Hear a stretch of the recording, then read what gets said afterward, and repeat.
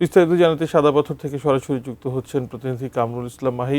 মাহি, আজ তো ছুটির দিন, বিপুল পর্যটক সমাগমও হয়েছে সাদা পাথরে। নদীতে নেমে নিখোঁজ মারা যাওয়ার ঘটনা কি নিয়ে তারা কি বলছেন, আর সংশ্লিষ্টরা এই ধরনের ঘটনা যেন না ঘটে সেটাতে নিশ্চিতে কি পদক্ষেপ নিয়েছেন?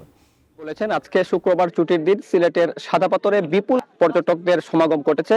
আমরা সিলেটের সাদা পাথরে প্রবেশ পথে আমরা দেখেছিলাম যে দেশের বিভিন্ন প্রান্ত থেকে পর্যটকরা এসেছেন এবং পর্যটকদের সঙ্গে আমরা কথা বলছিলাম। তারা বলছেন সাদা পাথর এলাকার যে নানা রকমের ব্যবস্থাপনা, সেই ব্যবস্থাপনায় কিছুটা ত্রুটি রয়েছে। অর্থাৎ সাদা পাথর এলাকায় স্থায়ীভাবে টুরিস্ট পুলিশের একটি বক্স স্থাপন করা প্রয়োজন এবং স্থানীয় প্রশাসনের যে তদারকি সেটি আরো বাড়ানো প্রয়োজন। আমরা এখানে এসে যেটুকু দেখেছি যে টুরিস্ট পুলিশ কিংবা আইন শৃঙ্খলা বাহিনীর যে পরিমাণ তৎপরতা থাকার কথা ছিল সেই পরিমাণ তৎপরতা কিন্তু নেই।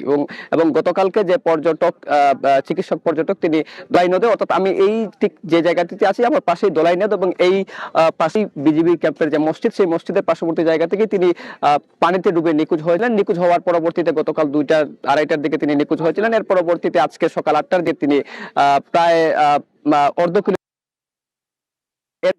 কিন্তু এটি নিয়ে প্রশ্ন উঠেছে যে প্রতি বছরই কিন্তু সাদা পাথর এই ধলাই নদে কিংবা সিলেটের যে জাফলং বা জায়গাগুলো রয়েছে সেই জায়গাগুলোতে পর্যটকদের পানিতে ডুবে নিখোঁজ মৃত্যুর ঘটনা ঘটছে। প্রশাসনের সেই পরিমাণ তদারকি কেন আসলে ব্যবস্থাপনা নেওয়া হচ্ছে না? আমরা টুরিস্ট পুলিশের সঙ্গে কথা বলছিলাম, তারা ব্যবস্থাপনা না থাকা সত্ত্বেও তারা আপ্রাণ চেষ্টা করছেন পর্যটকদের সতর্ক করতে। আমরা দেখেছি নৌকা ঘাটে স্থানীয়ভাবে যারা আসলে নৌকার ইজারা নেন বা